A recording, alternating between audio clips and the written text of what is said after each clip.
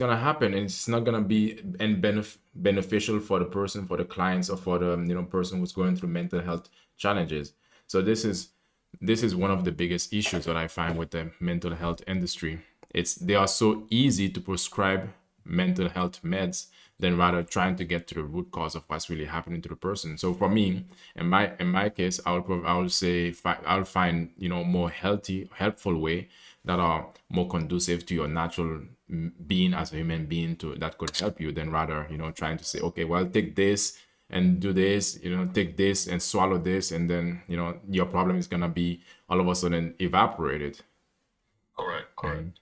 And then I think also mhm, sometimes what we see as a problem is just a natural way of being, right? So let's mhm, say I come to you, mhm, you're a lifestyle coach, and I say, hey, listen, I'm in my 40s, mhm, I'm divorced, I mhm, have a child, but I find it trouble that mhm, I'm only dating women of a certain age. They're usually under the age of 30. They're between 20, I in hear their you. 20s to Mhm, 30. mhm, So a little younger than me. mhm, And while it's fun, it doesn't last very long.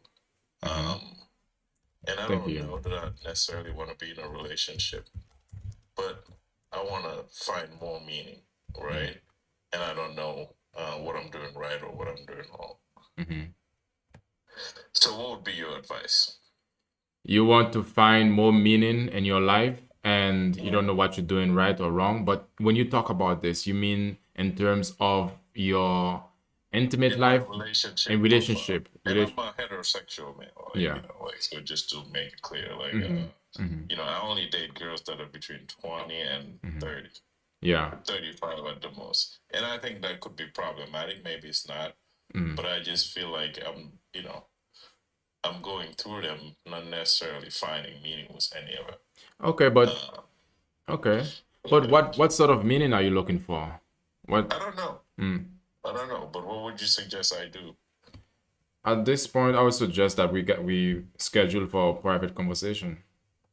Yeah. Yeah, because I'm gonna ask you a lot of private things. I don't think it will be necessary or smart to actually put your private business out there. Right, right, right. But here's the thing, right? Mm-hmm. You said, okay, you'd ask more questions, which is what I was looking for. Mm-hmm. But most lifestyle coaches would say, oh yeah, maybe you need to mature a little bit, and all Mm. those could be wrong answer Yeah, because exactly. chances are that's perfectly fine with my life. Exactly.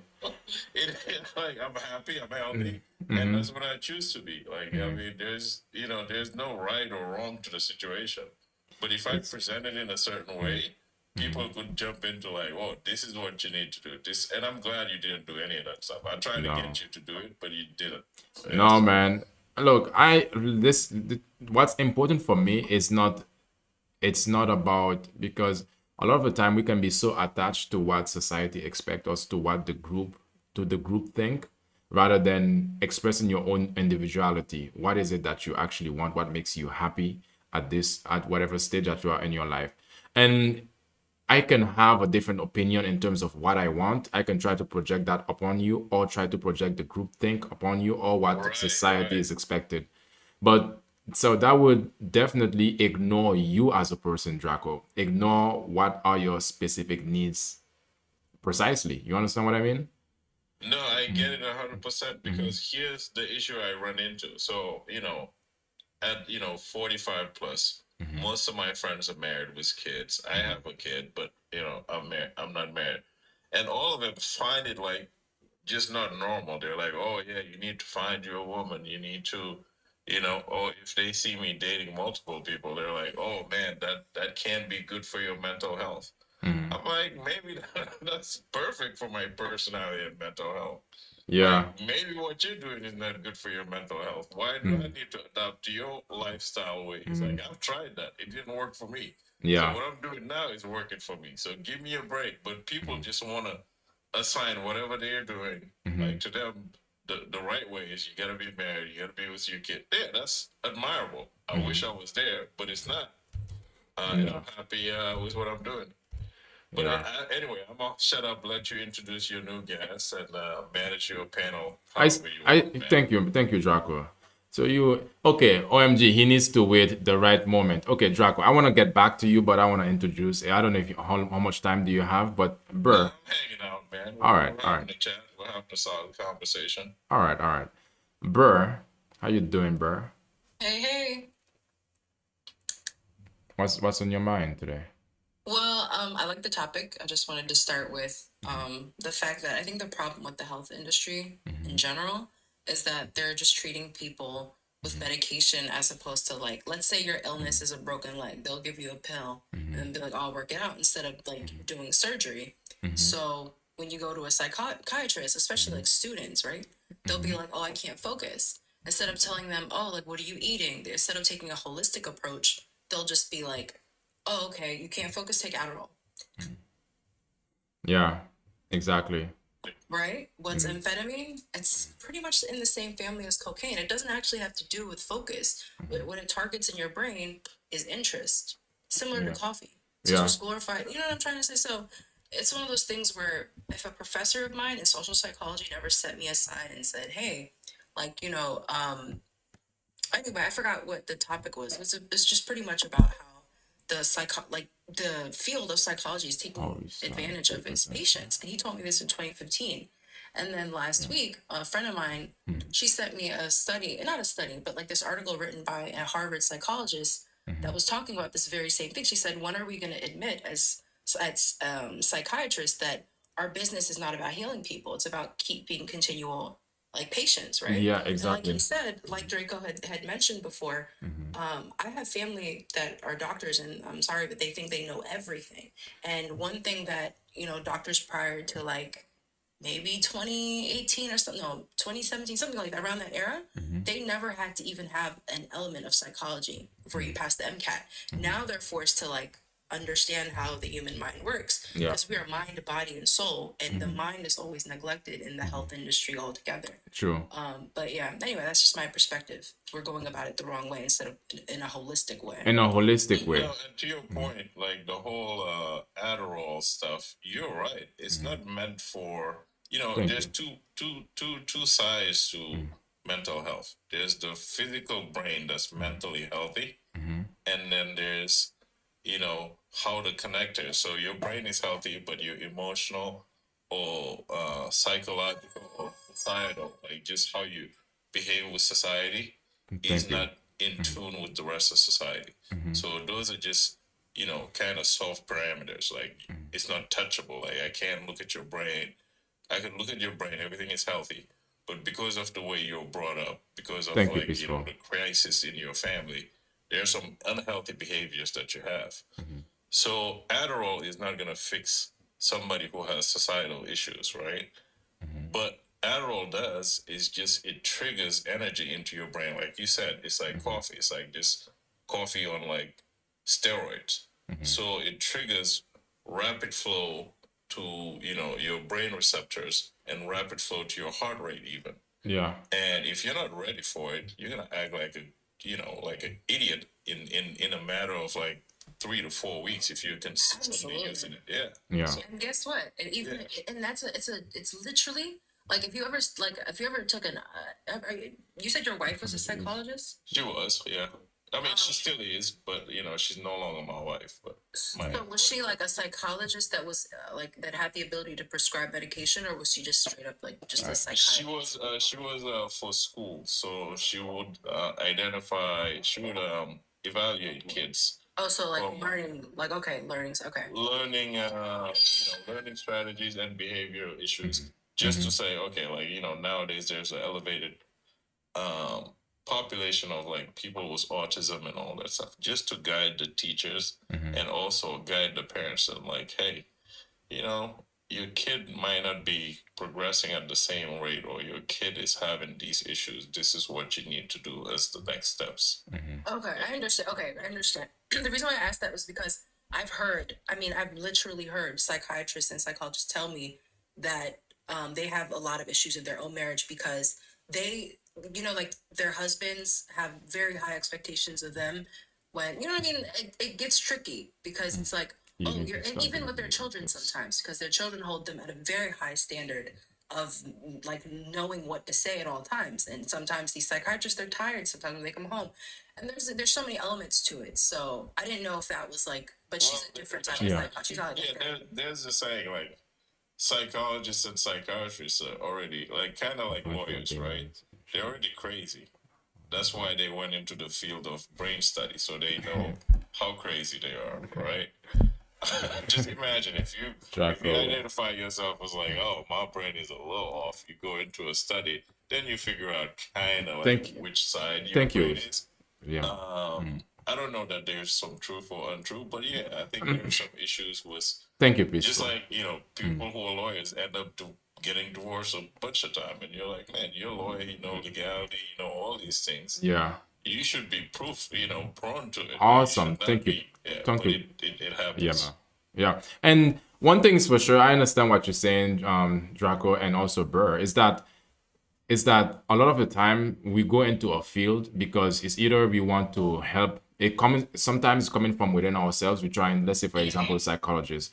Probably some psychologists, they want to be able to understand themselves better or to heal, or basically from their upbringing, they probably went through a lot trauma, or they saw their family, somebody in their vicinity went through a lot of trauma. So then it becomes a situation where they just want to help, they just want to heal.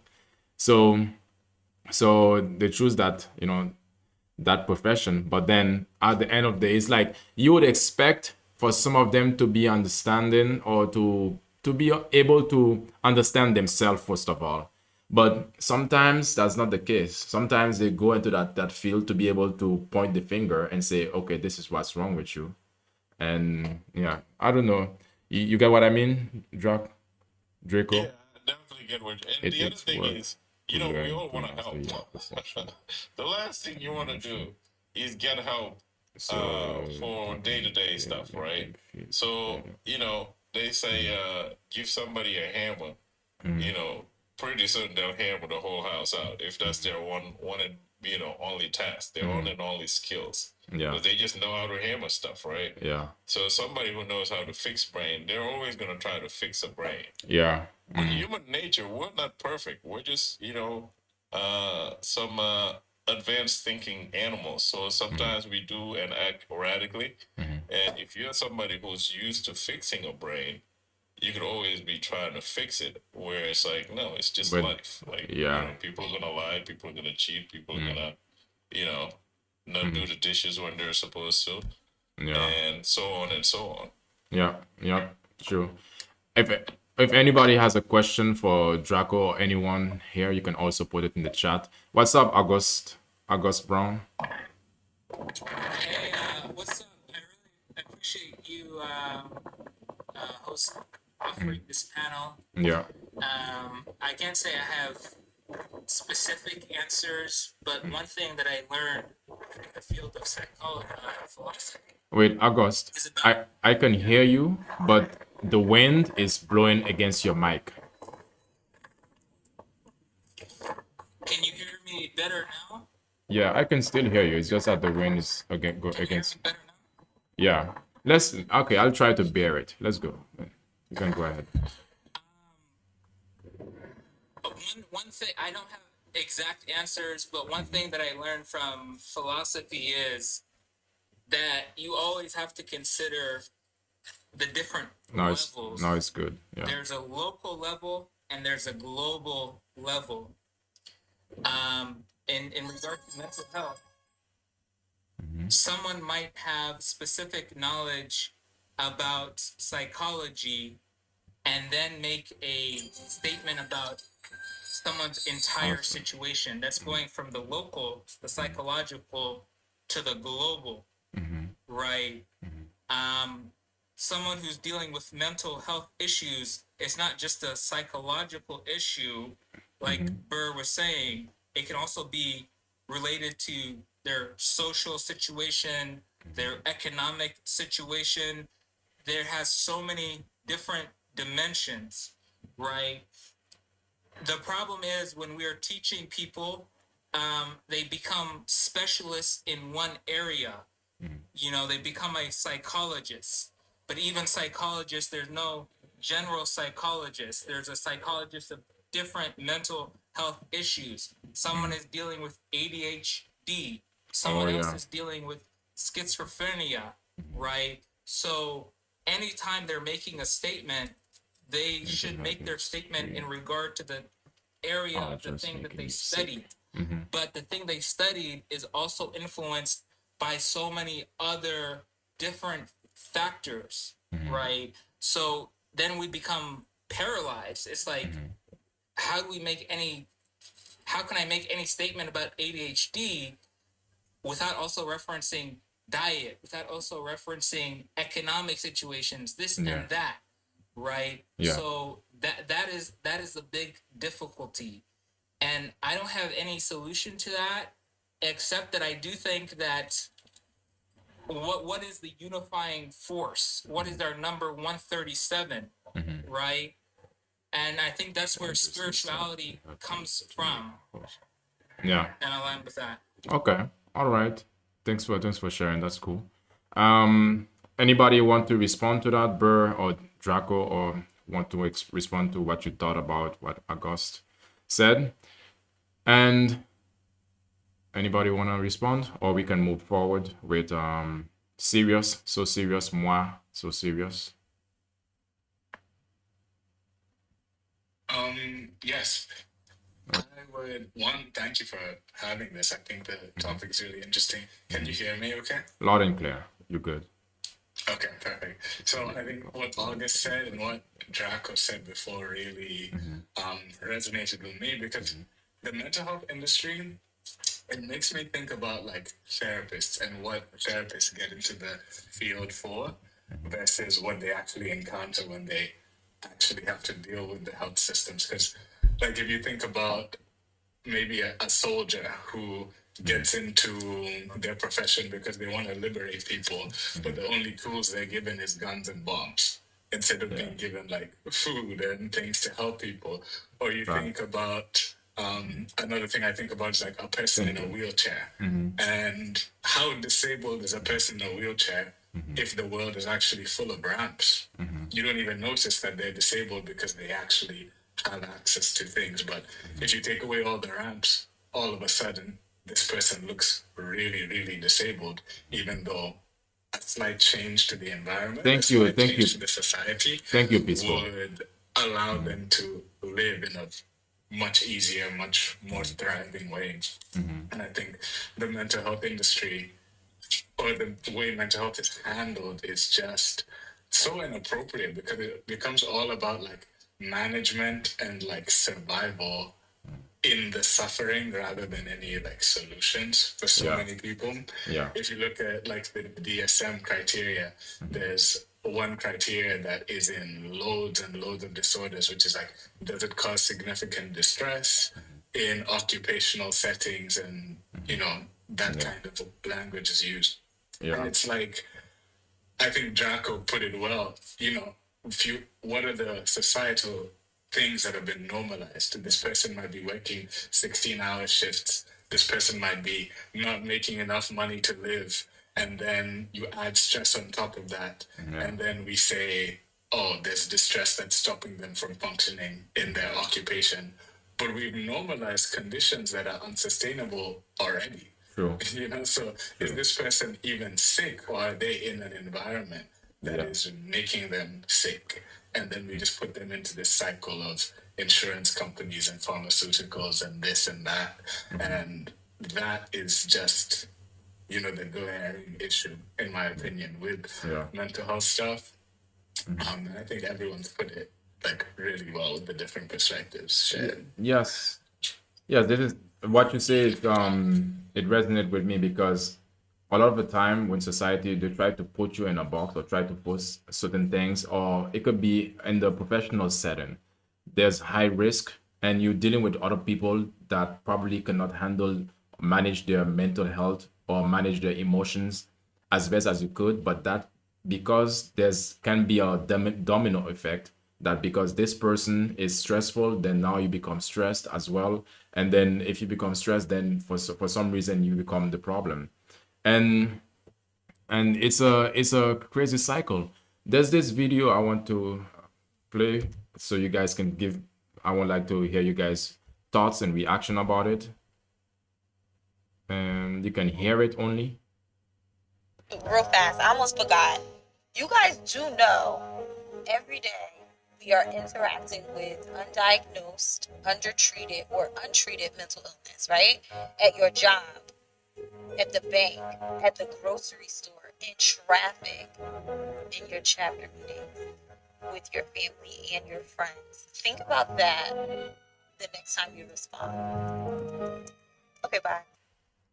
What do you guys think about that? So my opinion is, okay, someone is showing behavior that is showing signs of things that we consider mental illness. As the psychologists just think of the mental, what the brain is doing, or do they think about the other factors outside of the brain that cause people to behave like that? What is their family dynamic? Yeah. What is their economic situation? True. What is the history that they're dealing with, right? So people, so many things contribute to someone's behavior that's not just reducible to what's happening in their psychological state, right? The psychological state responds to the environment. That's what makes it so difficult to deal with mental health. Yeah. Absolutely. It's like it's not a measure of great health to be well adjusted to a profoundly sick society. That's actually my bio to, both August and Y touched on. I mean, it's a sick society. So therapists are now, they have the dilemma of how am I supposed to fix this person's issues? Like they can't meditate, this economy away, the threat of nuclear bombs away. They can't, you know what I mean? So honestly, when it comes down to psychology in and of itself and just research in general, it's the research that gets funded is based on who's funding it. And if we really get down to the nitty gritty, the health industry was taken over about 60, 70 years ago, and it's not meant to benefit society. It's actually, I mean, like the people in the comments everyone in the comments, everyone's on the same page because right now, I swear human consciousness has gotten to a level of just, everything is just so messed up where it's like, we have to call a spade a spade. What's going on is we are in a profoundly sick society, and every aspect of society has been contained. I mean, even Netflix itself, a lot of people don't know that basically the CEO is related to Edward Bernays, who's related to Sigmund Freud. I mean, it's all in a certain demographic of people, power in and of itself. I hate to always bring it back to this, but that's just what's going on right now. To the point where even if I know psychiatrists that have been kicked out of certain states. I mean, the board of medicine has kicked them out because they're not in the business of keeping clients. They're actually healing people, especially when they're holistic psychiatrists. I don't know if you even know about these things, but it's really sad. That's all. Yeah. So I think to this too, and I love what all of y'all are saying. This video brings two things to light, right? One, as a society, we've really evolved in categorizing and knowing what kind of issues mentally we've had. Like, everybody's talked about different types of mental issues: schizophrenia, autism, Asperger, and so on and so on. Yeah. So you move back only 50 years or 100 years, those were not things that were categorized clearly. Like, you weren't able to tell. Like, nowadays we have Alzheimer's, all these things that are happening to the brain that we have categorized. And then if you identify them, you know how to act accordingly. So that's great thing from the mental health industry. Yeah. The other side of it is because the mental health industry is so powerful and popular, we're overdiagnosing too, and we're overregulating. True. What I mean by that is, at each stage of life, you're gonna go through craziness, right? Like your first breakup. Love is such a powerful emotion at first. You meet your first girl, your first boyfriend, you have sex for the first time with this person. There's jealousy that happens because somebody else finds you made attractive. And one thing leads to another, you break up. And everybody remembers their first breakup, right? It feels like oh man, how am I going to carry on without this, love of my life? Because I'm only 15 and I can't imagine that I'm going to find another person that's going to be just as awesome. And then you ruminate with that shit in your brain. Like you sit in your home, you're ashamed because that person has moved on with somebody else at school and you have to see him. And, you go from being in love with them and see him or see her. And for a young brain, that's a lot of stress. Yeah. Now, most societies that are not overexposed with this categorization, your boy, your sibling, your parent will just soothe you and say, hey, listen, this is life. Everybody goes through it. Stay at home for one night, work hard on your schooling, focus on this and this, and your friends will come and soothe you, and that's it. If you're in a modern society like Western world, you might not have that, and you go on, online, or you're assigned a psychologist, psychiatrist, or therapist.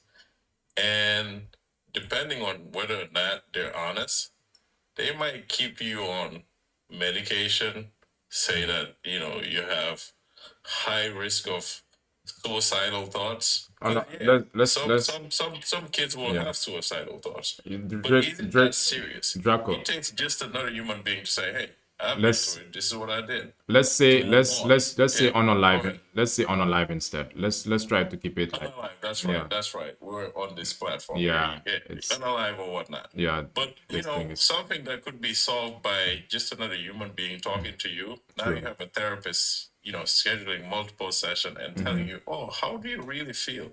And Yeah. you're going downward into more and more like depression because now you're giving details of like seeing them in the hallway and they're holding the other person's hand. Or another mate-year-old saying, "Oh yeah, I heard she gave him head in the car or whatever," and then it just every session, this poor teenager is just going into spirals and spirals and more medication, more craziness, and then one thing leads to another. They buy weapons and shoot the school. I mean, unalive the people at the school, unalive themselves, and they have it documented that these thoughts were here. But it shouldn't be like that because it's overdiagnosed and over understood now. Yeah. So there's two sides to it, and I'm gonna stop there. Okay. Yeah, it is. I understand what you just said.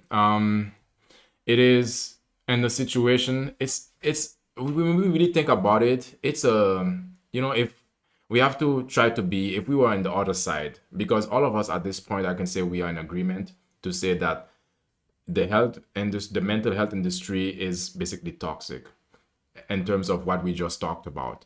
So when we think about how they do operate, it's actually, try to, they find the trauma or the issues that people have been dealing with, and they just try to keep you in that small cycle.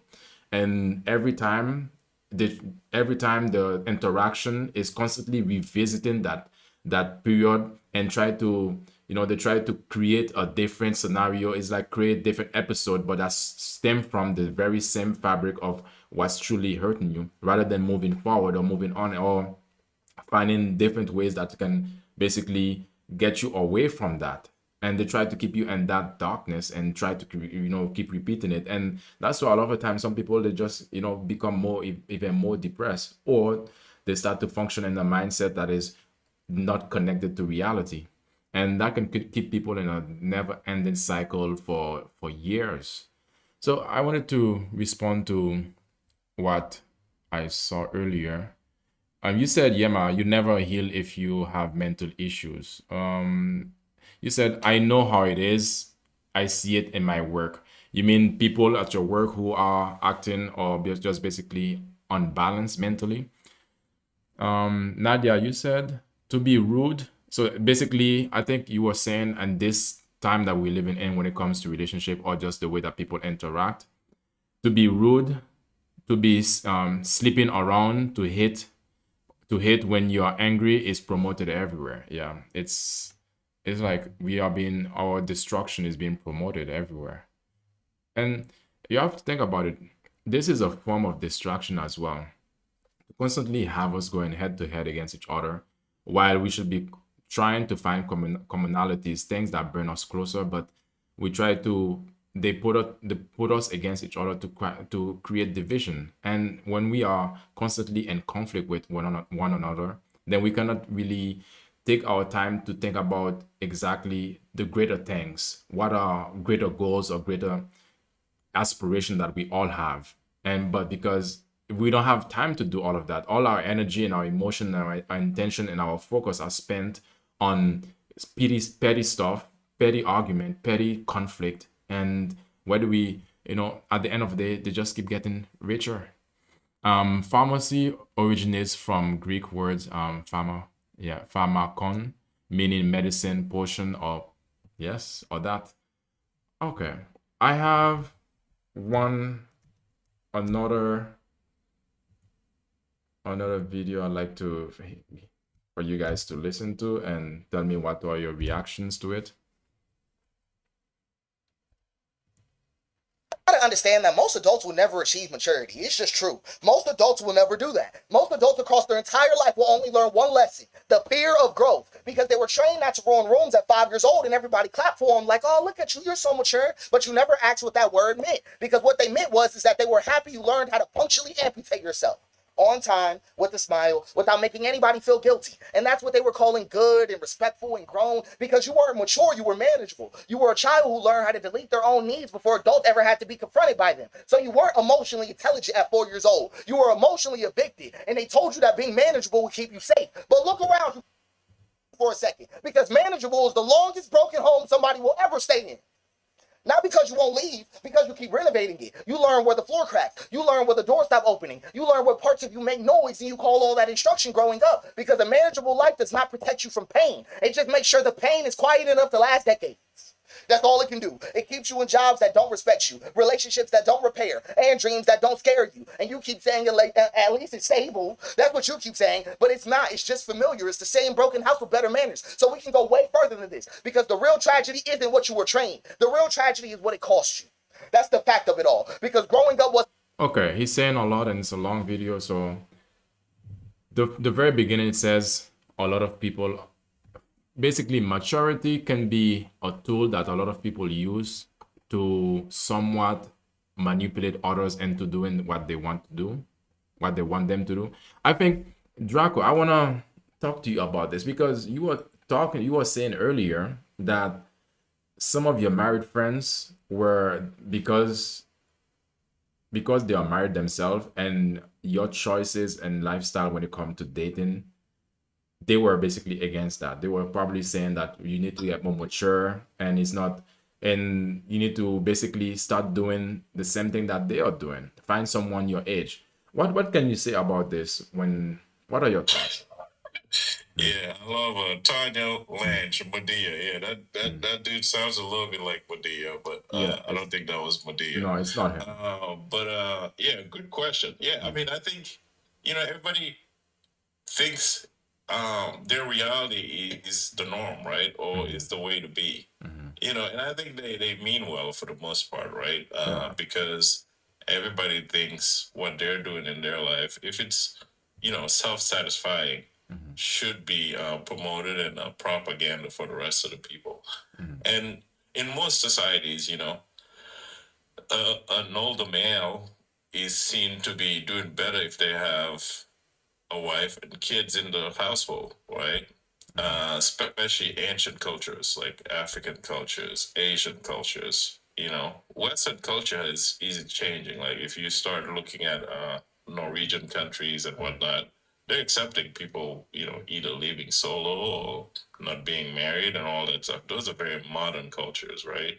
But ancient cultures, they promote marriage, they promote, family lifestyle. So yeah, my guy friends that are married will say, "Oh yeah, man, we need to help you find someone to settle down with." It's like, the fuck you don't. I don't need somebody to settle down with. I'm living a very prosperous lifestyle with like so much to explore, so much to learn, meeting so many new people. And then the rebuttal to that is always, oh, but what if something happens to you? Who's gonna take care of you? The reality of life is, married or not, most people who are married, like after the first month of you being sick, your partner's out the door. You know, they're like, I didn't sign up to take care of a ill person. So the best thing you could do is take care of yourself physically. Have good friends and good relationship with friends and family, and hope for the best. Like, I mean, there's no one way to do life. That's all I would say. And then as far as that video of the Medea, um, I just would have to think about it a little bit more. And that's all I have to say. Somebody else, Burr. Burr. I What? beg to differ. I beg to differ with a lot of what you just said. Go ahead. And I like it. Yeah. Please, go ahead. I'm gonna be But honest you're with a you. woman too, so, and I'm a man. You guys, it's, Let you me know, tell you something. Let me tell you something. I used to be very grandiose. I used to be very like. grandiose. I'm being honest with you. Like you sound like how I sounded when I was 25, about like 5 years ago. But it's one of those things where it's like life humbled me. I did injure myself. I'm gonna be honest with you. I used to be like, if I like, oh my gosh, you didn't want to hear my old aspirations. But life humbles you, right? What were? And Can things you? happen. I'm gonna be I honest don't. with you. Burr. You have to Burr. marry the person. Burr. Can you give You us? have Burr, I'd like to understand, if you don't mind, the history. So basically, from the where. Yeah, break it down. Yeah, break it down. Like, give us, because I so used we to be can see. Yeah. well, okay, it's along with like me being in the academia world, whatever. I was also like in the artistic world as well. So I was like, I don't need no man. I don't need nobody. Like, I don't need anybody for anything. And I did a lot. I did a lot of traveling. I was very independent.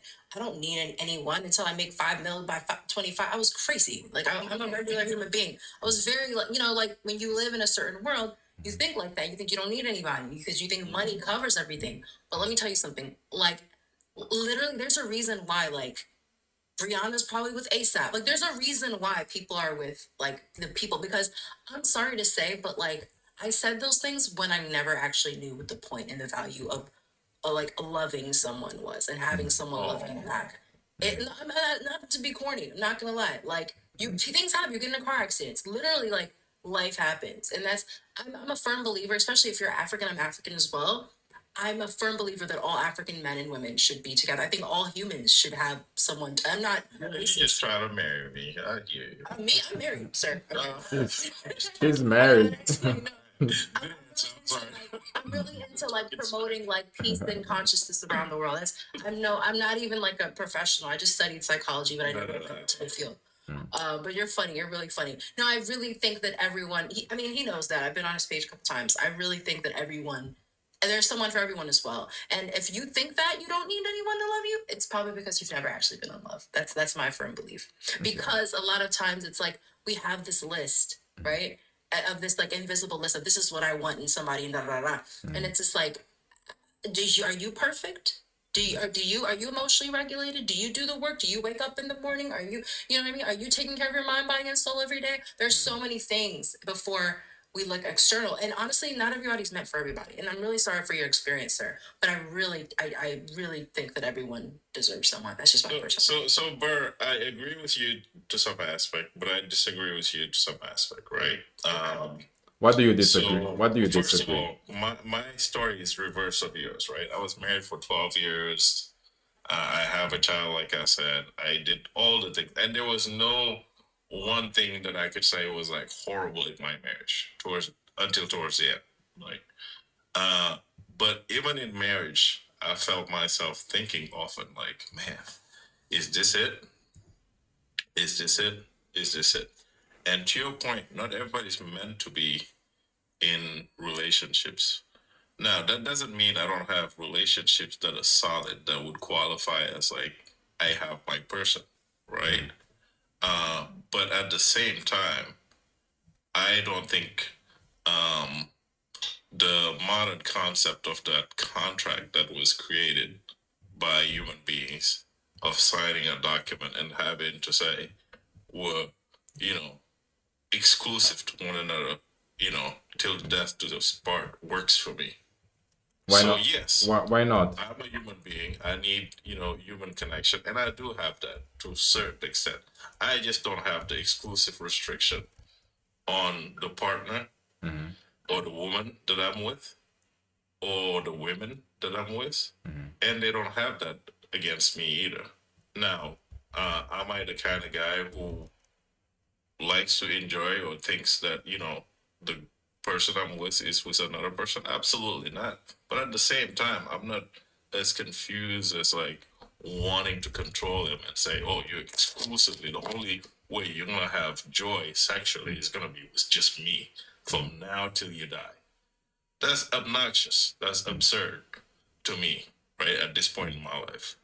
Okay, But I could see as a Trick. woman Yeah. where it makes sense to have, even if you're Rihanna, to have your person, to have your child, to have your family.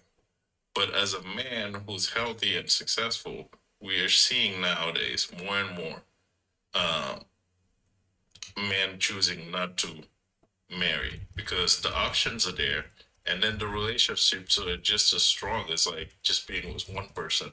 And then there's something great about diversity of physicality and all that stuff. Without getting into the But wouldn't you details. agree that there's a concerted effort on the larger scale to separate the family unit and dynamic? Wouldn't you agree though? At the same time, do you feel like your thoughts are yours, or do you feel like this is projected upon you, like in society? Because we can't even get along with each other. 40% of families no longer get along with each other. That's a real study that I read. But marriage is a relatively young institution when you think about it. Wait, So wait. Hold on, guys. Hold on, guys. Hold on, guys. You guys are going further, and there's talking about marriage and relationship. There's an interesting video I want to play, but first I wanted to hear. So serious. You still here? So serious? Yes, yes. I Yeah. just had a question about something Yeah. that Draco had said. And I don't want it to like derail the conversation too far. No, go ahead. Go Just ahead. the comment about the relationships being as strong as an exclusive kind of one person to one person relationship. I understand that different types of relationships are viable, and I'm not married personally, so I'm not like trying to criticize that way of life or anything like that. But I think there is something undeniably stronger about having like the one person and practicing that grace and forgiveness and learning each other and like really building that connection that that this person's not gonna ever leave. And I know that another person, you don't own them. So it's just fate at the end of the day. A person could walk out on you, you could be surprised, all of that kind of stuff is a reality that hits a lot of people. But just the idea that kind of having multiple relationships or different types of relationships can be just as strong as having that kind of like one-on-one, this is my best relationship. I'm not sure if I no. see how. Let me even say this. I agree 1,000% with you that I have more respect myself to someone who's in and out with the same person 100% for 40, 50 till death do us apart person than somebody who has the optionality of having multiple relationships. So to your point, I agree 1,000%. That person who's exclusively committed to just one has more merit. They have more capacity than I will ever have as far as that relationship. Because they're gonna go through the bad things solo with that person. They're gonna go through the good things solo with only that person. Whereas somebody who's like me, the bad happens, I have options. The good happens, I have options. So I agree with you. But Draco, wasn't that okay? Everybody at this point, this is one of the toxicity when it comes to that breaking down family or relationship that Bird just said. Having options. We all have options. But for you, it's like when you say you have options, and like let's say for me, if I would say I have options, or anybody that says they have options, it means like you are two places at once. You are not really so 10 toes down into the relationship that you are in currently, because you are also looking outside for the options that are because you have options. That's not correct That's because not correct. Where yeah, did I? you know that's not because you're assuming that because it could be more than one woman in my life that there's it means it's infinite number of women. No, it's only going to be so many. What It's do only going to be 2 or 3 or 4, and Okay. those 4 are going to be my steady for the duration of my life, for as long as I hope to be with those. I'm not constantly like revolving the doors, but I like to have more than just one.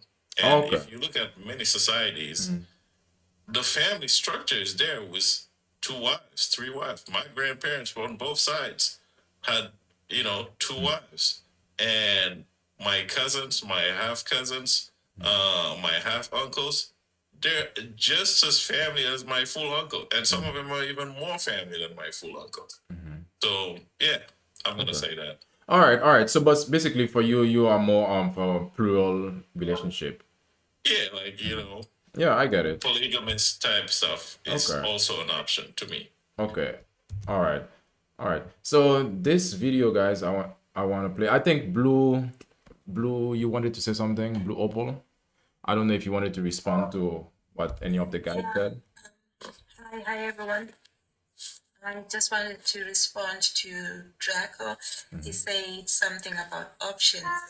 It reminded me of something that I actually posted today on my other page about how the society is now putting the options as the main thing up there. We are living in a society where everything and anything is disposable, because when you have options, I'm not judging you because that's your choice, but I feel like when you have a lot of options, you can never commit to anything or anybody because you always have somewhere to go to, whereas the other people, 4 or 5 people, are waiting for you as one person.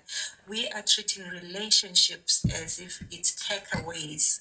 Do you know when you go into a takeaway place where you can pick anything that you want that's fried and oily? It's bad for you, but it's good. But because you want that fix at that moment, and then tomorrow you go to the next takeaway, instead of treating a relationship as a restaurant where you go in, sit down, look at the menu, take your time, sit with somebody, have a conversation, commit to that person, one person. And also, if you're going all over the place, there's sexual energies exchange all over the place. I'm all about my sexual energy. I think you know that by now. Like just sticking to one person. But then again, it's a world of options now, and there's nothing we can do about it. That's just my opinion. But why are we saying it's now? Like maybe the marriage is a world of now, but I mean societies through history were built with polygamy. So to say it's now, and then the fact that it's polygamy doesn't mean it's a revolving door. It means it's steady. It's a relationship between multiple people. The wives themselves have a relationship amongst themselves, a friendship, a sisterhood. The kids have a relationship of brotherhood and half brotherhood and half cousins and all that stuff. So unless there's durability and there's protection in that. It's not just you and me. It's you, me, and your sister wife. And if you're not feeling well today, your sister wife will take care of your kids and our kids. And if I'm busy at work, you and your sister wife could get together and get some martinis a la casa and hang out and wait for me to come home. What do you mean, Nadia? I have a lot of work here. Yeah, Draco, look, I understand what you're saying because this is like we have to be realistic here. One thing about when it comes to mental health is about also being realistic and not be trying to step away from what reality is. The reality is that there are cultures who practice that type of relationships style. 1000%. Yeah. And it has been here for the longest period of time. And it's just that, like, let's say, for example, in the West, we have a different way of looking at relationship. But just because he's talking about it, and some people will say, oh, wow, I wouldn't do that. Or, I mean, if it's not for you, it's not for you, but it's for him. And it's not really, it's like actually understand the big playing ground that we are actually, living in, which is this life.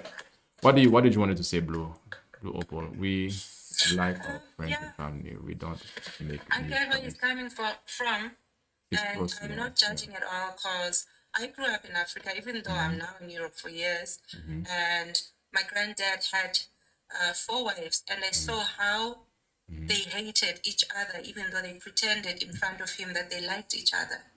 The children, even till today, there's still fights about the land because the other woman would have thought that she's better than the other. There's always, like, I think the person that's really happy in those kind of situations is a man. The man would always win. Yes, please let me finish. The Yeah, man will but always I be don't, happy because okay. All right, go finish your thoughts. Finish your thought. yeah, I think the man will always be happy because I used to not, I was young, but I used to notice that when my granddad is there, everybody will behave and everybody will be like, everything is okay and they're all happy. And the minute my granddad goes back to the city to go to work or whatever, there's fights, you know? Yeah. When he comes in, everybody pretend. So they were all pretending for him because each and every one of them wanted that more percentage of love from him, to outdo each other. It's always like it's a competition. And I think some men thrive from that. Now, is there good situations that come out of that? Probably yes. But for me, the way people are treating those options is what I'm talking about. When here Draco was talking about marriages, I suppose that's a different situation. There's cultures and all. And then there's other people who are just treating options as the way they live today, and they're not committing to anyone forever. And along the way, they are hurting other people, and they don't care because they're just options to them. That's where I was going with this. Yeah. What Wait, you're before saying is a little bit different, right? before we Giving go, it the Draco, optionality. hold on, Draco, hold on. Go ahead. So the thing is, a lot of the time, the stories what we pick up, or as human beings, we tend to hold on to stories that of trauma, the things that went wrong. Yes. That's actually the Yes. things. That's what's most memorable for us as human beings. And let alone, there could have been 90% or even 60% or even 50% of the situation in the relationship that went well, but we put all our focuses on the very minuscule of the things that went wrong. So you said,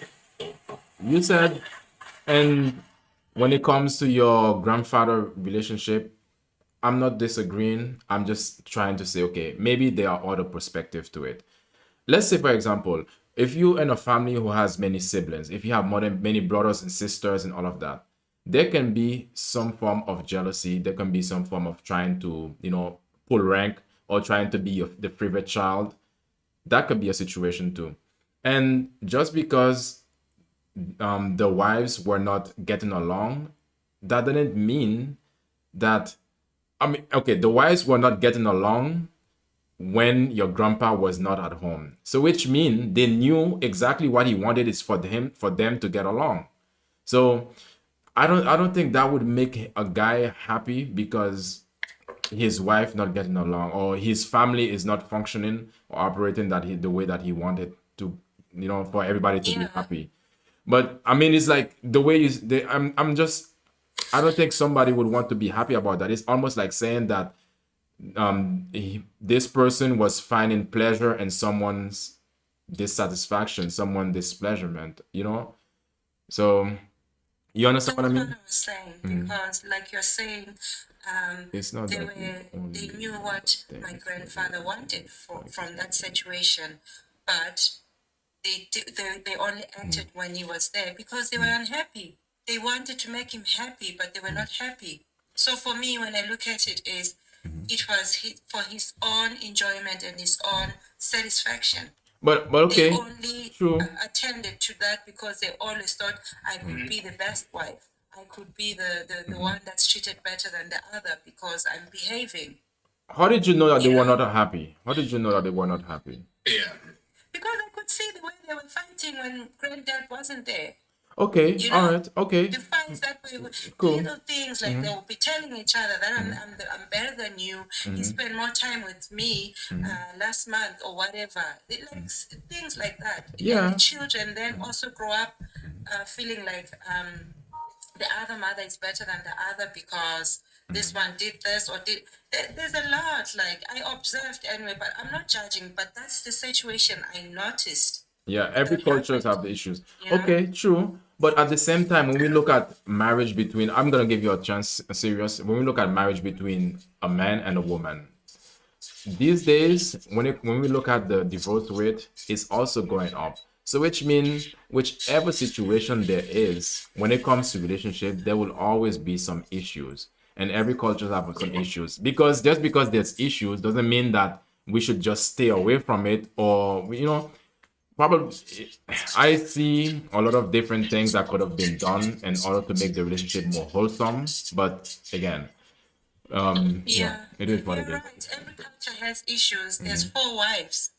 There's a difference between 4 wives from different cultures, from different families, and one wife that you have to deal with the same issues. You have to deal with that multiplied by 4.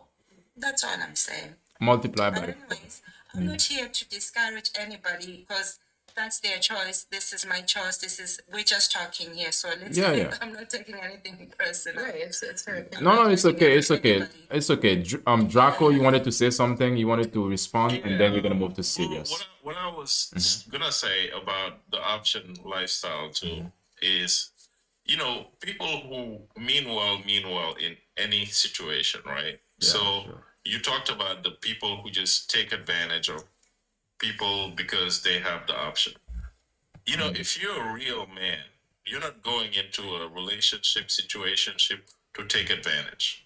You're going into that person's life to bring him joy, Yeah. to get joy, Yeah. and to have happy moments. Like I don't meet a woman and talk to her because, I want to schmex her and, just move on. No, I meet a woman and she gets me excited because something she says, something, the way she looks, the way she carries herself, seems like if it's compatible with my lifestyle and my life, it's gonna be added benefits. Like we're gonna have good times together, and that's all I'm seeing. Yeah. So if I'm with a woman and we're very serious and we're just one on one, and I just happen to meet somebody else who's very different from you and who could bring some joy to me, I'm gonna think first: are you gonna bring joy to the person I'm with too? And if it's a possible yes, I'm gonna contemplate it. And then once I start looking into it, it's always gonna be honesty. It's not gonna be one of those situations where I'm bringing another person into my life just so I could one up on my first one or one up on my second one or have him fight over me. No, it's not about that. It's about being honest and just truly enjoying you, truly having special moments with you, and then hopefully you have a special kinship to the person I'm already with, Yeah. and we grow together in a very fun environment. Like the whole adage of like, oh, the sister wives hated each other, that's old school. uh Marriages were tough in the past, but nowadays nobody's tolerating a tough marriage. People will just get a divorce and get another partner. Life is very long. So, if you have 10 years with one partner and then decide to divorce and remarry for another 10, 20, and divorce, I mean, we look at celebrities and politicians, that's all they're doing. And regular people are doing that. So maybe we're not meant to just have one relationship for the rest of our life. And that's why when you said earlier, the guy said, there's more respect to somebody who's sticking it out with just one person. I said, I agree 1000%, because that takes capacity. And I know I don't have it. I already failed at that. So Yeah. it's just what's real. Yeah. All right.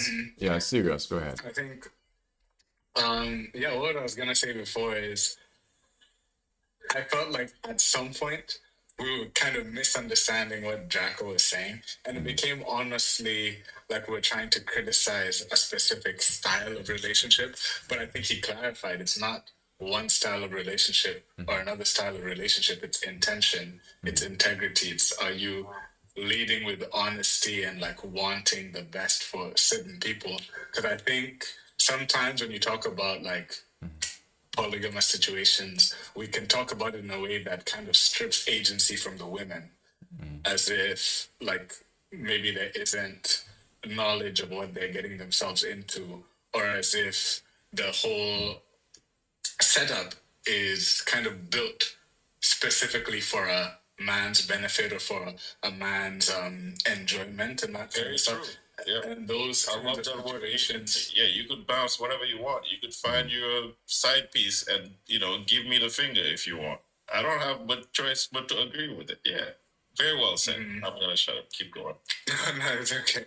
But and so I would think like the integrity issue feels much bigger, in my opinion, when it comes to these kinds of things, because I don't think the world is ever going to figure out one common way. Like, are we going to be collectivist or are we going to be individualistic? Are we going to practice this style of relationship or that style of relationship? Different parts of the world are going to evolve to do different things, regardless, and that's always going to be the case. Yeah. And so it's the individuals and what personal qualities they're bringing, and are they actually leading with care, actually leading with intention, that ends up being the difference maker.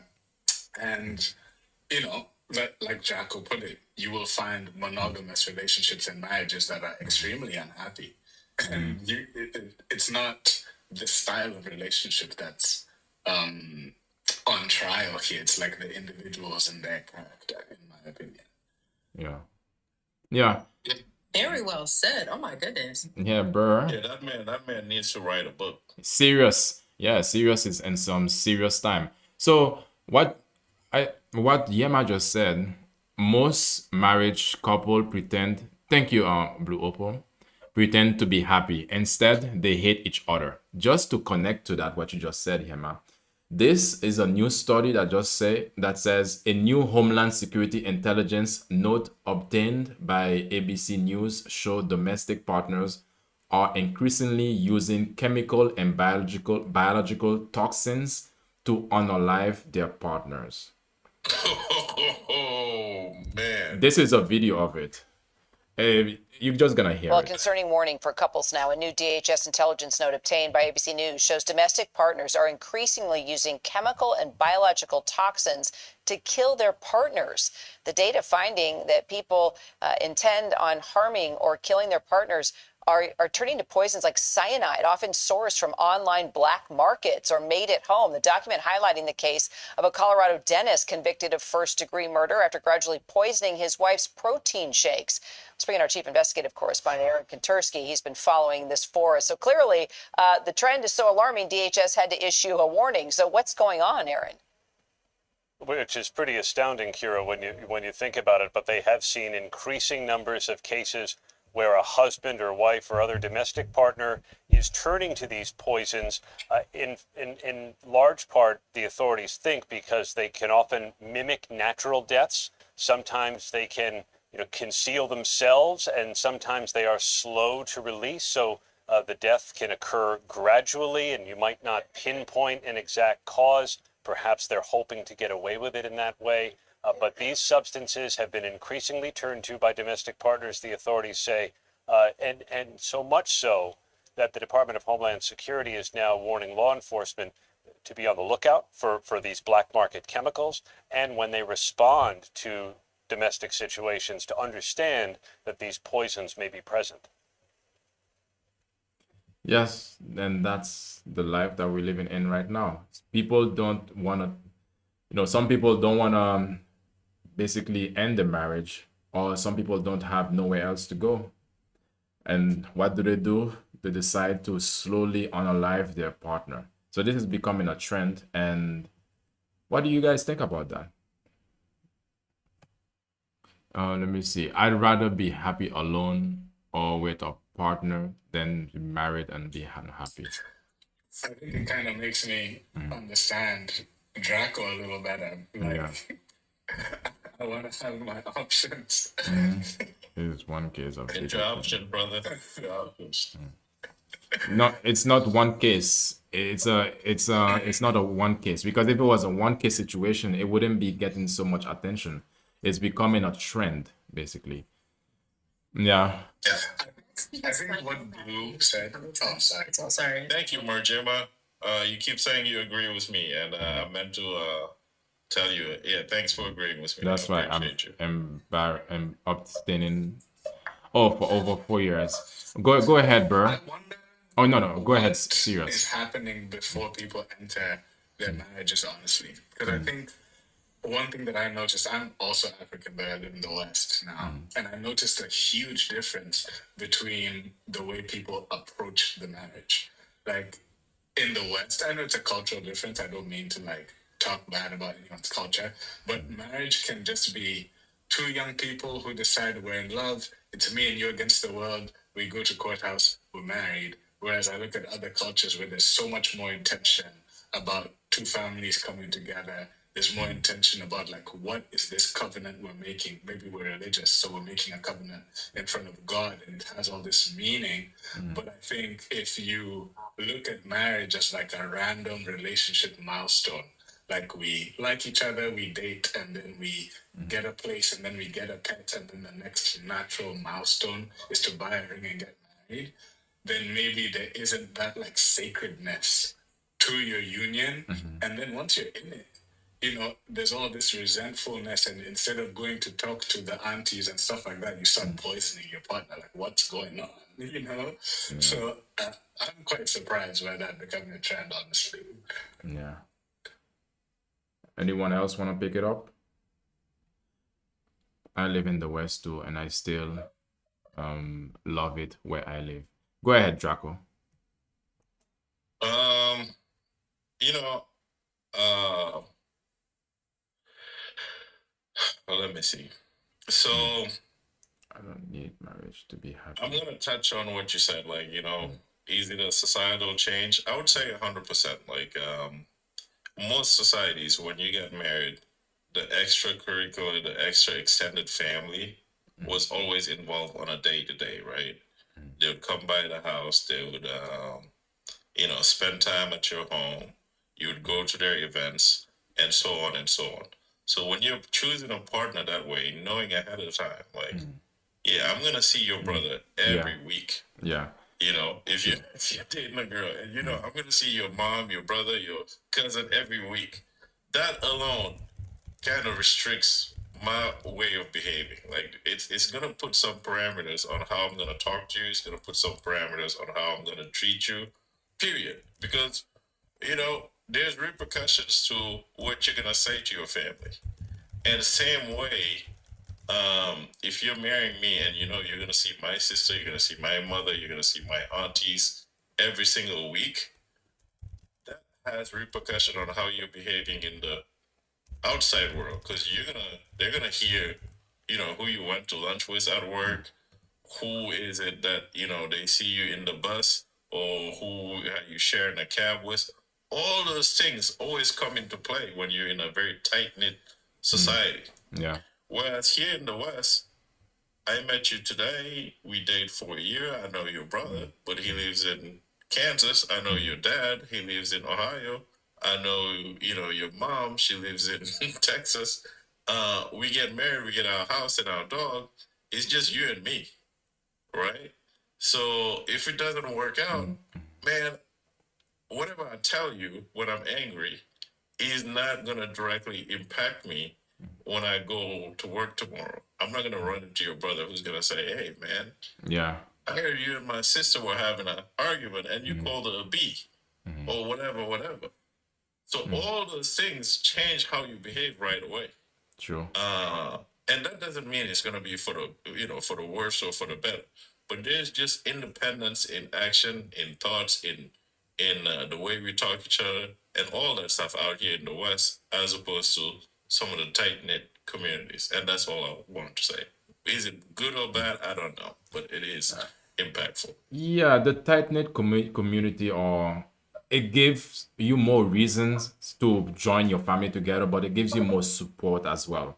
Because Yep. one thing is for sure, life can be very busy, life can be very, stressful at times. And if you have other people that can help you to manage your life, or, manage your life together, then that puts you in a better position to not be overwhelmed, and at the same time that you can manage things, manage your family, and also give you that extra support. Maybe, for example, just like what Sirius was saying, is that if I get a girl and I'm married to her, but just by let's go to the court and get married, and her parents or her extended families, her sphere of social life is not included, and I'm trying to understand her, there will be a gap. And rather than the opposite side, if I knew her family, or I let them in, and everybody was, coming as like creating a broader extended family, then I would get, small nuggets of how to actually treat her, or what to look out for, or what, how to navigate the situation, rather than just doing it alone, or not having the knowledge or the insights of from the family of how this person is. You know what I mean?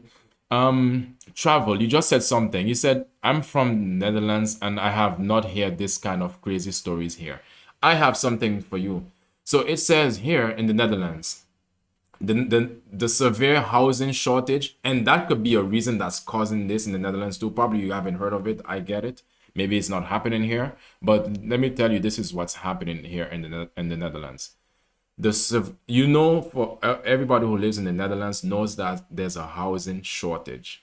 That's been talked about almost every month. So it says the severe housing shortage in the Netherlands has created a distinct growing trend where couples continue to live together for months, even years after breakup, or initiating a divorce because they cannot afford to move or find a new accommodation. And this key trend they started to observe this key trends from 2024 to 2025. And since it's a new year, there could be some updated data on this situation. And approximately 74% of people in the Netherlands find it nearly impossible to find a house, blah, blah, blah. But over 40% of people fear they cannot. Okay, but this is what it's saying here. Mental health consequences of it. Experts note that the inability to separate, which force people to live with an ex, creates a dire situation that prevents emotional recovery. Many report high stress due to lack of privacy, with some even living with abusive partner. They have no other options. So this is the situation here in the Netherlands for a lot of people. I'm not saying it's for everybody, but think about it like this. Once you are in a situation when somebody is becoming abusive, then to assume that they can do something that could take your life away in a slow pace, then it's not far-fetched. Let me see. I just rang on your vinegar and 9% of the church telling you're faithful. Reality showed that this is the way. You don't marry the family, marry a man and woman. Yes, I agree. Oh, it's wait, yeah, but I like to stay positive and focus on negative, and not focus on negative. Oh, okay, I don't know who you're talking about or who you're talking to. When I was responsible, I'm not talking about a man, but men responsible towards the other. Okay, so many things have already been done wrong by that point. But you are right about housing problem. And okay, all right. So now attach the housing problem. Okay, at this point, we can move forward. So there's another thing I wanted to talk about. is we started this conversation and we were talking about how the psychiatrists industry, more of the mental health industry, how they can easily diagnose you. So this was a small clip of what they do or how they go about doing, you know, seeing the symptom. The moment that you tell them about what you're going through in life, they see that symptom as a cause for medicating you. I know, I understand you. I'm new here, friend. Oh, you're new here. Okay. Happy for every married couple. Enjoy your life. Me too. Enjoy your lives, y'all. If you're a married couple, be happy. And this is what it's saying. In this hidden camera footage, a person visited several different psychiatrists, complaining of the same symptoms. I'm extremely unorganized, and I didn't used to be. It's caused problems in the family. It's caused problems getting, I'm self-employed. So you've got ADD, ADHD, you're depressed, and depression is bipolar depressed. You have brain chemistry disorder and it's causing headache. You have a lot of the symptoms of depression. So it seems like it is a mixed picture. What that means is like we got some depressive symptoms and some, high symptoms. You're So bipolar, I'll need to give you a mood stabilizer. We don't know how to It's considered low-grade bipolar. You are more of the ADD, ADHD. And as far as medications for depression, because I would recommend that you start a medication, which are Prozac, Zoloft, Conceal, Celexa. How many people have I cured? Well, there are no real cures right now in psychiatry. Psychiatrists and psychologists use the DSM to label 450 million people worldwide as mentally ill, a total equal to the populations of France, Italy, Germany, Canada, Australia, the United Kingdom, and Russia combined. In this hidden camera footage. So basically, the essence of this clip was that different people, one person went to different practices, and all of them, the moment that they heard what he was going through, the first thing that they tried to do, which was to prescribe him not just one, a variation of different type of medication. And this brings us back to how we started this conversation, Draco, because you were saying in the very beginning, it's all about the money after all. They are not looking to really cure people or help people to get better. It's just they were looking to see or come up to see a way, okay, this is a new person to increase our bottom line, to increase our business a prospect, and that's it. They're gonna prescribe this medication. And Burr was saying something also, that these medication that they are prescribing, a lot of they come with side effects, and some of the side effects can be the worst case scenario, which is people unalive themselves or not being able to function at all in society. But this is really what's wrong with the mental health industry. It's a money. Nobody cares. No. I told my friend I felt sleepy at work, and he said, my mom can't get you adrenaline, and it's that easy. Just like that. Anybody want to respond to this? Anybody? Just like that. So basically, yeah. Rather than saying that, okay, are you trying to find out, are you tired? Are you stressed? Whatever that's going on in the background of your life, they just tell you, okay, well, here, take this pill. I think it's a part of the grid. I mean, we're under a psychosocial, I swear, we're under a psychosocial war with society. Though I don't care how you put it. But when I found out that all the studies that I had studied and I had to learn, I mean, the education system it's just about regurgitation of information. It's not about critical thinking or analyzing. You're not allowed to come up with original thoughts. They give you a textbook, and we know these textbooks have been altered in the last 50 years. I had a doctor. He passed away, unfortunately. He was, older, blonde, blue-eyed. He was an amazing doctor, and he told us that. He told my mom that when I was younger, he was like, do not ever give your child any of this medication. He was more on the holistic, I know, it's really sad. So we have to stop looking at ourselves as we know everything. If just because you have a title of a doctor or a PhD or something, you really don't know everything. You really don't. You have to question yourself. What did I learn? And then how do I unlearn it? How do I learn it from an unbiased perspective? Or because everything is run by how to make more money. So yeah. That's just my perspective. Yeah, yeah. Stop taking meds. A pill is easy to take and so cheap. Yeah, and the initial stage, but in the back end, it's very much expensive because not only that these pills are damaging your liver and other organs, but also there are a lot of basically hidden side effects that people are suffering from when they start using them. And go into nature. Exactly, go into nature. Basically, a lot of the time, if a lot of the issues that we are going through, a lot of the stress that we are going through a lot of the time, just going to nature or finding a natural way to resolve it is should be our first instinct. So wait, I don't speak Russian. And there's this other one too, because this other one they ask a psychiatrist. Most psychiatrists will simply go into the root cause. Basically, nature has the solution for most things. Yeah, a lot of green. Wait, Silas Pro, you wanted to come up earlier. I think I missed you. So this one is about going to the root cause. Psychiatrists miss the root cause. get a diagnosis based on symptoms, categorize the patient, which for my purposes is basically just for insurance purposes, because it doesn't tell you anything about what's really going on, and then writes a prescription. And I think that's ridiculous because that's not addressing the root cause of the problem.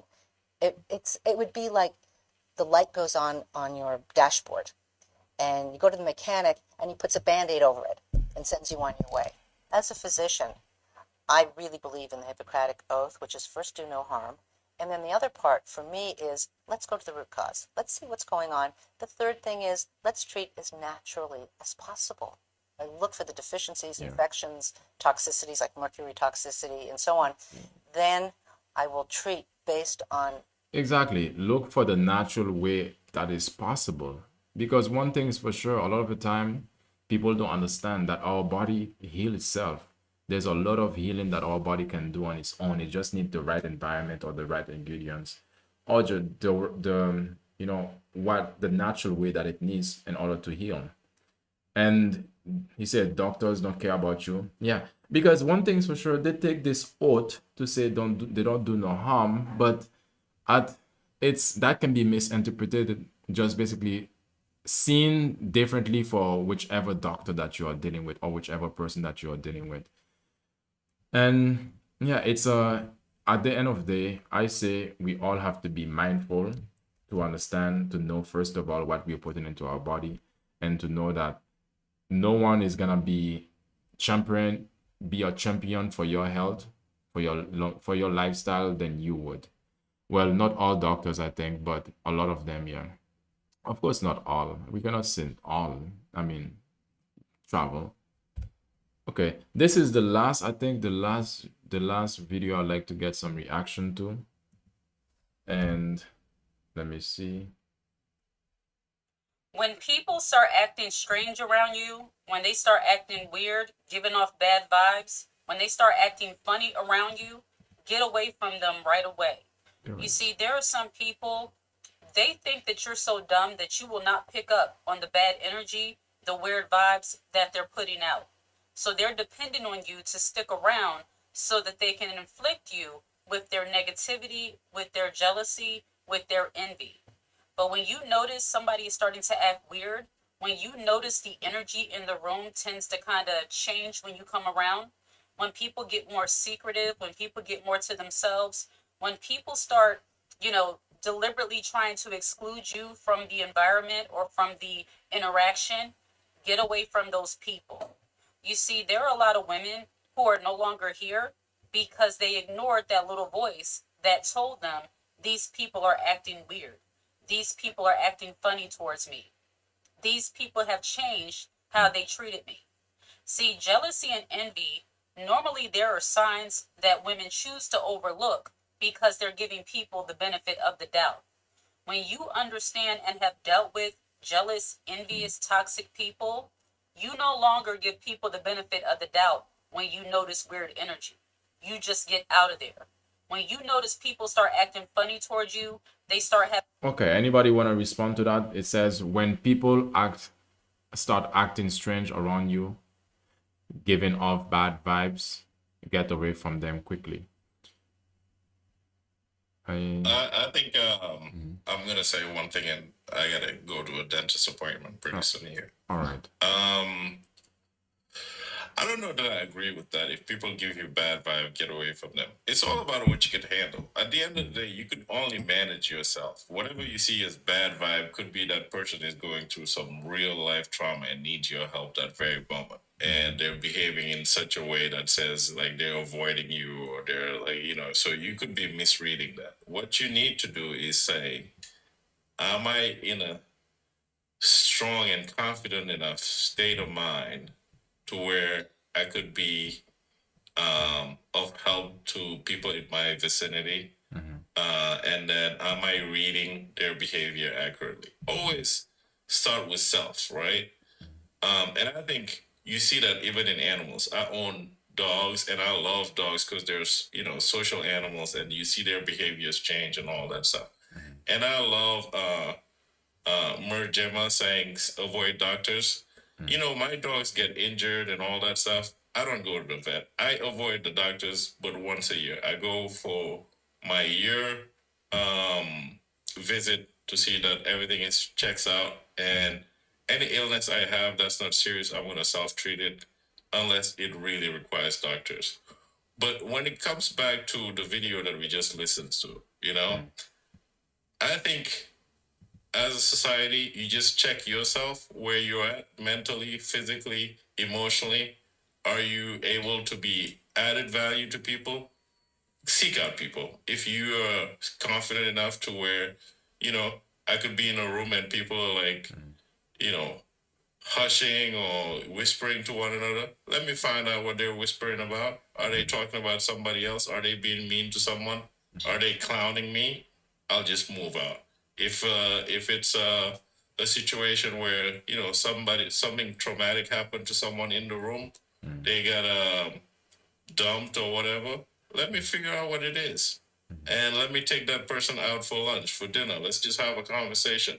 Or did you recently get into a breakup with your 10-year girlfriend, boyfriend? Oh, I'm sorry to hear that. Let's go out on Thursday night and, you know, catch a drink and watch the game. But don't just assume somebody's behaving a certain way that they're being toxic. Because there's a lot of people that are behaving a certain way because they just lost a parent or they're not feeling confident about themselves. So for you to assume that it's conspiring against you is a major red flag. Most of the time, people are into their own demise. Like, we're all very much in our thoughts worried about, you know, am I saying the right thing? Is somebody going to disagree with what I'm saying? Is somebody going to agree? And early on, somebody disagreed with me, and I said, man, you are 100%, 1000% right, because you disagree with me, but your point is more accurate because it takes capacity to be one-on-one as opposed to be in a multi-relationship deal. So I would strongly advise against, you know, people shifting their behavior and just avoiding them for no reason. Okay. We all need help. We all need to be touched. We all need to be like, you know, accepted. So make the effort, be the bigger person, figure it out. If they're clowning you, then move away. Yeah. But for the most part, reach out and try to help. All right, I'm gonna go to the dentist. I enjoyed this live. Yellow Real. Love y'all. Have a blessed day. Take care, Jocko. Take care, Jocko. So serious. Yes, I agree with what he said. Honestly, listening to the video, it sounded a little bit like it was coming from a bit of a place of trauma. To be honest, I think she said something specific like there are women that are no longer here with us, and if she's speaking about like women who ignored their intuition and maybe a abusive relationship and then lost their lives, and you know those stories exist, and so I can understand.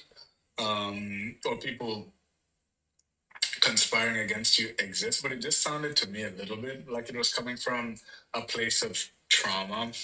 And what Jacko said before he stepped off the live made sense to me, because what immediately came to my mind is, do you have the capacity or the ability to confront? Not confront in a way that is violent or aggressive or anything, but just an opportunity to like name that you can see what's happening and name how it's affecting you, and give these people an opportunity to like bring to light whatever it is that you're noticing going on. Bring to light what is behind that energy. Because I think, funnily enough, it connects a little bit to this poisoning your partners with chemical weapons and stuff like that. Yeah. Where the capacity for people to be vulnerable and call out something they're seeing, and for people to actually respond to that and think, yo, I'm going to talk through whatever this is, or I'm going to be able to speak to you about whatever negative emotions you're giving me, or why this energy is this way. Obviously, that confrontation might reveal certain things that make you want to leave. But I think simply noticing vibes being off and running away, it sounds a little bit like that is coming from a place of trauma, and then can create these kind of avoidant patterns that would just lead to you being alone forever, never able to like really trust. And then you never build that capacity to like build strong relationships, because the strongest relationships get tested by fire, not by just the good moments. And so if you're avoiding any discomfort, if you're avoiding any arguments, potential confrontations, that I don't think is like the best habit to carry into life. But the general sentiment of like, pay attention to your intuition. If people are acting shady, be open to the idea of cutting them off. Yes, be open to that, but I wouldn't say just run away unless you're in danger. Okay. All right. All right. Thanks for your sharing. Burr, do you have anything you want to add? Yeah, I was gonna say, but I really do agree with a lot of what both of them had said. However, I think they're discrediting people that have actually had like terrible workplace environment conditions where people are trying to sabotage their success and their job and their livelihood because of something petty like someone's opinion. I've seen it a lot in corporate America, which is what led me to want to leave. Like, I'm not meant to be in that. Like, unfortunately, like certain corporate environment, I mean, it depends on what your day-to-day life is in general.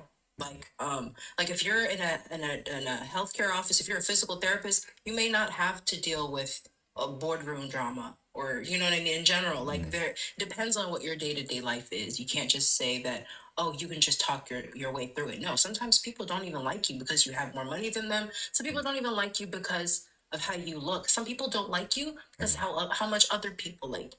So you really can't help. Sometimes, like, if you can try I always have a 3-time rule. I'm gonna let someone disrespect me 3 times before I never let them talk to me again or disrespect me again. That's just me, and that's just me setting a boundary.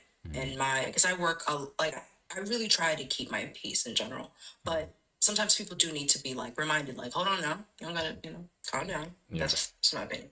Yeah. All right. Thanks. Ahmed. Yo. What's What? saying? I'm good, man. What's on your mind? Listen, yeah, I've not really joined these type of lives ever yet, so this is me. When it comes to mental health, my mindset is very different when it comes to this, right?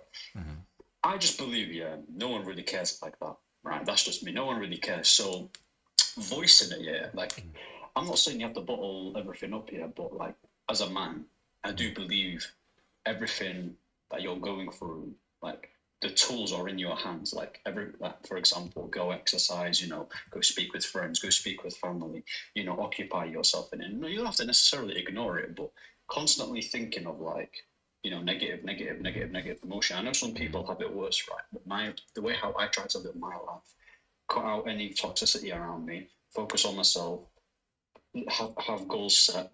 The more I'm striving to meet these type of objectives, my mind ain't thinking about these useless, this, not useless here, that's the wrong word, these type of, overthinking in it. I don't really deep it. Like, of course, I'm going to have moments where I'm stressed at work. That's normal. But it's not always going to be like that. Everything's going to be fine. Do you get it? Like, because think about it, everyone's going to die, right? So why live and be stressed at the same time? You're not really living. You just got to enjoy what you have. Enjoy life.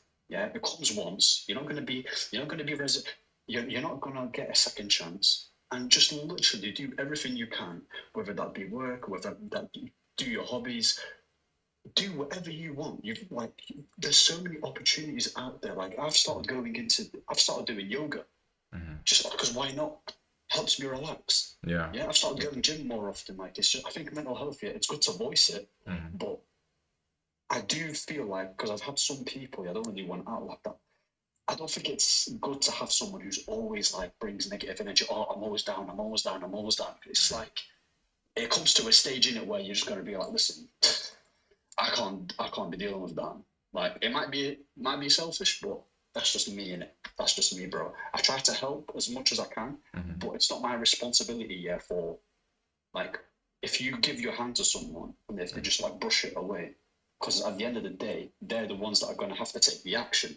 That's just how it is, right? So yeah, protecting your energy 100%, because bro, negativity, it really does affect you, bro. Like, and even how you treat with your family, even being in like toxic relationships, bro, you start moving a certain way, you start saying certain things, you start to do things that are out of your character, and the minute you cut out all that negativity, bro, you become a different man. You become more motivated, you become more, more disciplined, and cool, you might revert back to certain tendencies, True. But I just think that's the way of life, isn't it?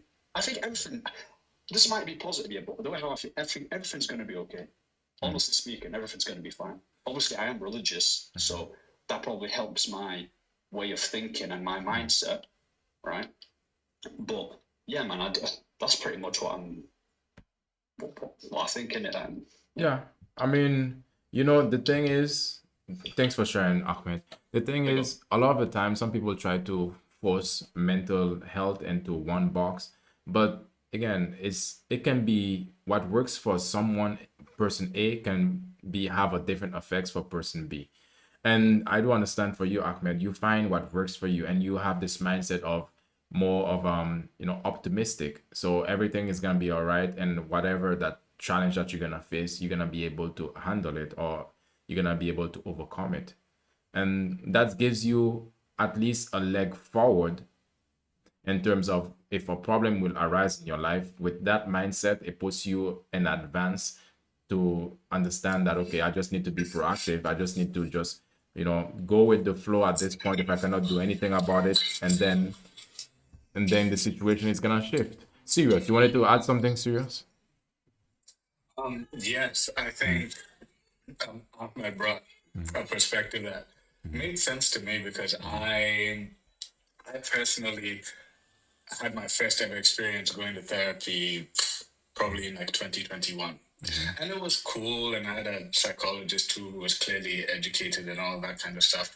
But I don't think it really started to make any real differences, and that really makes me think about what Bear has been saying. Until I became more religious, more spiritual, more religious, and then I also picked up hobbies that involved my body. I know Ahmed talked about yoga. I started dancing a lot more.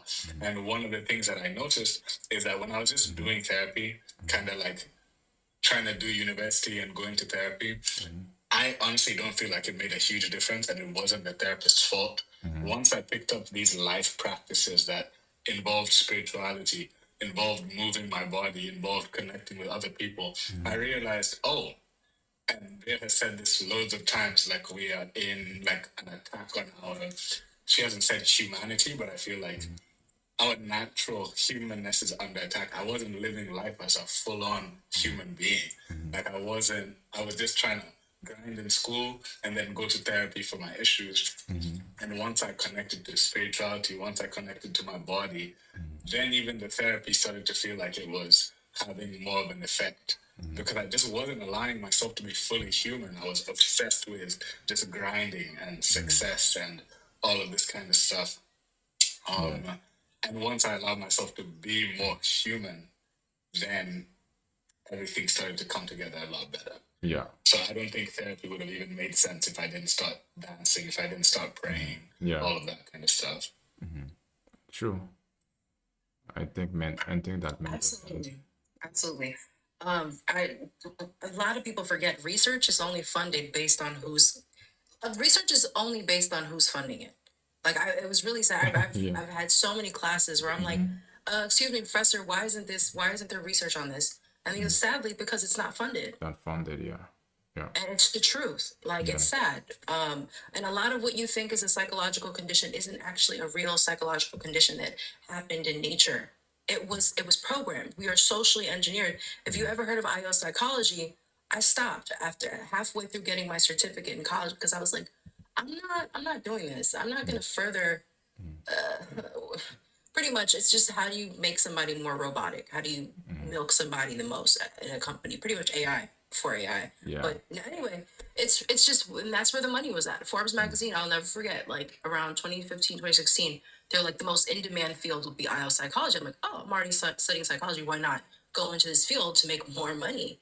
Right? Even that, in and of itself, I altered my initial goal, which was to try to help people that, suffered from PTSD, from war and effects in Africa, things of that, sort. And unfortunately, even I got persuaded because we live in a society that just values money, money, money. We lost humanity, and we are mind, body, and soul. If we don't nurture all three every day, your mental health is not only going to be affected, your physical health. Just because you're skinny doesn't mean you're healthy. The food we eat in and of itself, you got to ask yourself, where did it come from?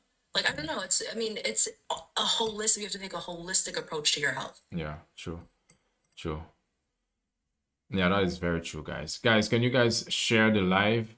And I also have this, if you want to get coaching, facts, I agree.